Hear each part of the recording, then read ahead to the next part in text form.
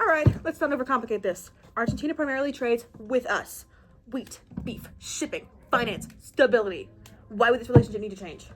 Relationships don't require declarations of war, but loyalties do matter. Your entire army was trained by German officers. Your military structure mirrors ours. Your economy mirrors ours. Well, your military respects ours. Well, Argentina will remain neutral.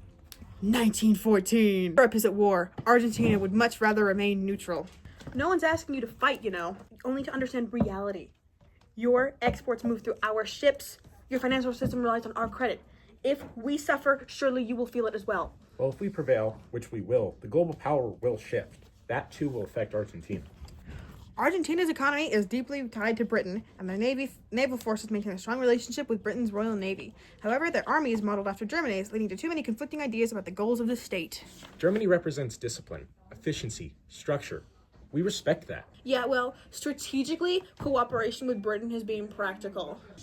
Again, this is precisely why no side will be taken. Inside Argentina, opinions are just as indecisive. The in power and the radical party, divided. The land-owning elites, especially those importing beef and wheat, prefer the Allies. After all, stability means markets. Britain buys the beef and Britain buys the wheat. If they stop buying, what the hell are we gonna do? There are also 100,000 German immigrants in Buenos Aires. The Pampas, a strong community of those in the middle class. They aren't indifferent to the war. Neither are the Spanish language journals, ones that lean toward Germany. Okay, so, neutrality doesn't eliminate loyalties. It only postpones the consequences. Argentina will maintain independence of action. We will not be drawn into European alliances, and we will not be pressured into Pan-American commitments led by the United States, and that is final. You seriously distrust America more than Berlin? We distrust foreign influence of all forms. War seems to have a way of expanding influence whether you want it to or not. The 1914 assumption is simple. The Atlantic Ocean, wide. The war, European. Trade, continuing. Shipping, remaining uninterrupted. Loans, still arriving. Argentina believes it can remain benevolently neutral. Friendly, but not involved. Whatever, as long as nothing messes with trade. As long as nothing messes with shipping. Yeah, so Argentina's perfectly content with remaining neutral. We'll see. About that nothing will be disrupted idea, turns out global war is absolutely disruptive. Shipping begins to slow trade contracts. The start of the war ends up bringing recession instead of reassurance. Our imports are drying up. Machinery parts aren't arriving. Do you know what happens when tool parts don't arrive? Factories stop! There's a war going on. Obviously, the effects on shipping lanes are going to be complicated. Complicate's definitely a word for it. Government revenue drops. Argentina relies deeply on customs duties. Less trade means less revenue. Public works get cut. Construction is slowing down. And unemployment rising fast. This is only temporary. When sea lanes begin to stabilize, our exports will recover. Eventually, they do, but not before something else happens. February 1917. Germany announces that they will resume unrestricted submarine warfare, which sounds technical, but is absolutely not. Unrestricted means that if it floats, it's a target. We warned the world. The British in the blockade are strangling us. We only did what they knew we were going to do. Yeah, acting strategically, which is what they were absolutely doing the entire time. 3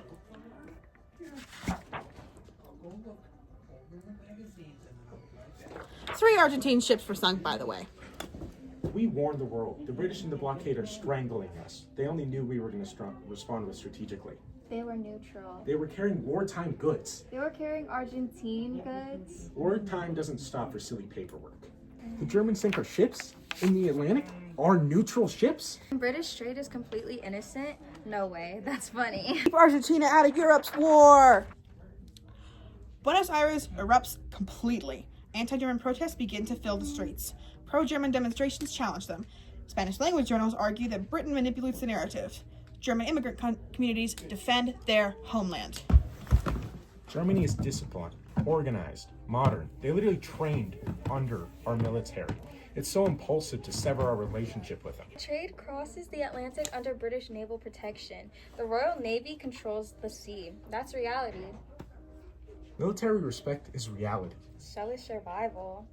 If we enter this war, we choose dependence. If we do nothing, we risk humiliation. If we react emotionally, we surrender all of our control. So what do? Just watch? Congress debates breaking relations. Some demand war. Others warn of U.S. influence if Argentina aligns too closely with the Allies. Well, we're willing to make adjustments, since we're so kind. Adjustments? Argentine ships will be excluded from the attacks. Excluded? That's just a compromise. Germany agrees to exclude Argentine vessels from its submarine campaign. It's damage control, of course. Argentina will not declare war, but Argentina will not be ignored. And this is where foreign relations start becoming really interesting. It's May 1917. The United States has just entered the war, and Latin America is expected to follow. We're encouraging hemispheric unity, aren't we? What you're encouraging is alignment. With democracy, or as your people say it, con democracia. With Washington. Argentina proposes a conference of South American nations, a shared commitment to neutrality. Absolutely not. What you're encouraging is resistance. No, we're organizing independence. Conference on neutrality, so now we're leading something? Or are we just avoiding the U.S.? Mexico said yes. And only Mexico said yes. Most nations decline. The proposal quietly fades. Washington takes note of this. My gosh! September 1917. The United States intercepts German telegram. Argentine ships, if necessary, should be sunk without. Nice. Approved. Oh my gosh, are you kidding? Sunk without a trace? This can't be real. You can't be serious. The telegram also insults Argentine leadership, calls them weak, and suggests manipulation. They sink our ships and mock our president, and yet we're neutral? What are we doing? President Irigoyen, lock in, bro, lock in. So you instructed attacks on Argentine ships, is what I'm hearing. It was just a suggestion, strategic language. No, what you suggested is erasing them. This is what we warned about. The ambassador exceeded his authority. Public outrage explodes. Newspapers publish a full telegram. Protests start to fill Buenos Aires.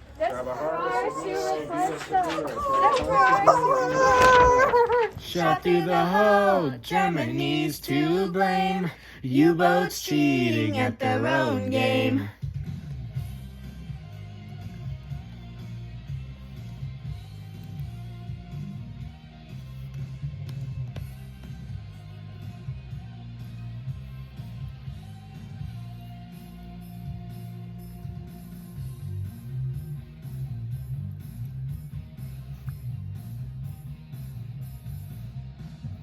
Clear blue waters is where they hide, sailing away from where their kills have died. Hidden bombs floating under ships, torpedoes blow away the U-boat's lips. Whoa, Luxembourg's mail was found. Yeah. Oh, U.S. spread it around. That hero we all deserve to be drowned. Shot through the hull, Germany's to blame. U-boats cheating at their own game. Argentina sucks, yeah, that's what they claim. U-boats cheating at their own game. U-boats cheating at their own game.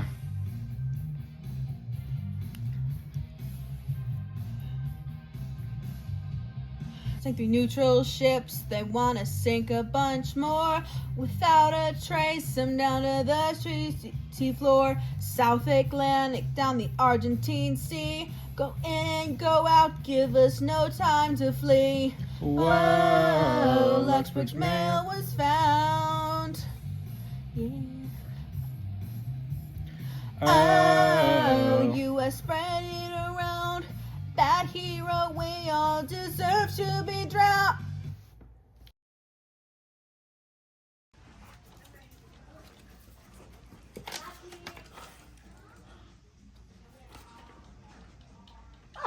apologize. Never mind then.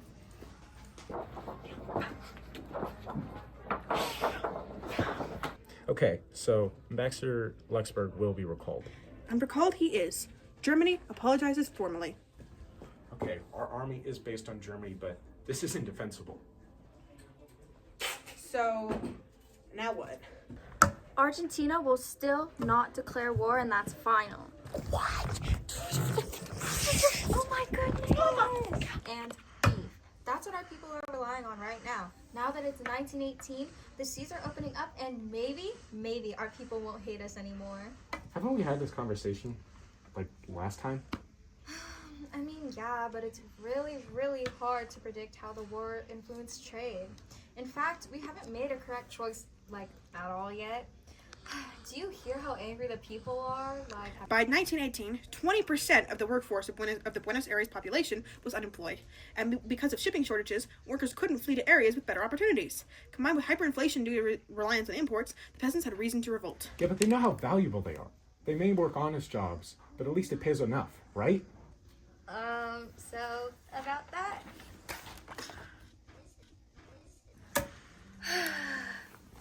I don't know what to do. Our GDP is falling, and we can't import new laborers. We have an imbalance in cattle to consumer ratios, and we don't even have money to spend. That's right, we must join his fight!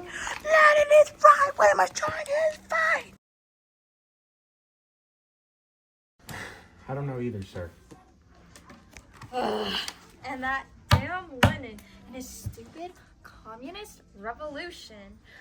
Thankfully, their strike is putting pressure on those foreign investors to pay them some sort of livable wage, since clearly we can't right now.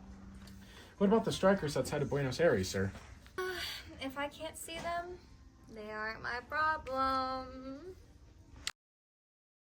Workers say we need more pay. Workers say we need more pay. Excuse me, everyone, just gotta squeeze on through here. Hold on. Hang on, Hey, wait whoa. a second. So, Wait a second. Can I help you? so we're gonna fight. Is that what we're gonna do?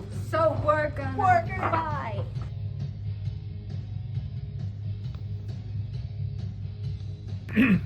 Wage it! Industry's a wreck, man, you just don't know. You ask Asesina for help, but they still say No. You miss 1 week of production and the plant isn't hurt. But police breaks the strike and 5 die first. You gotta fight for your right to strike.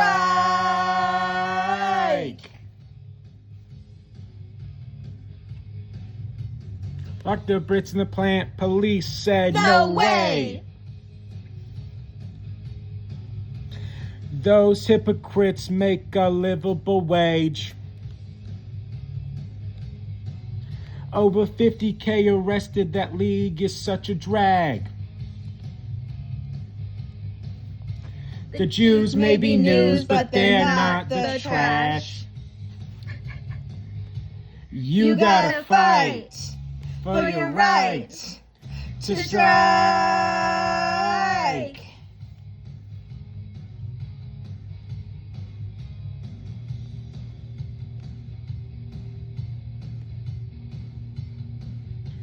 You gotta strike.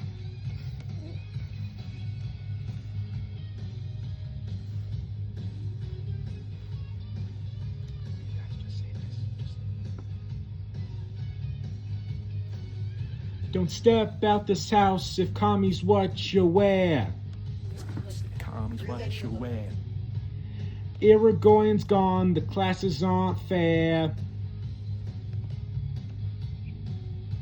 The gov busted in and said, What a bad choice.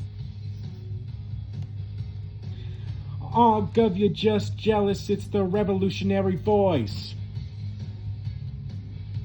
You gotta fight for your right to strike.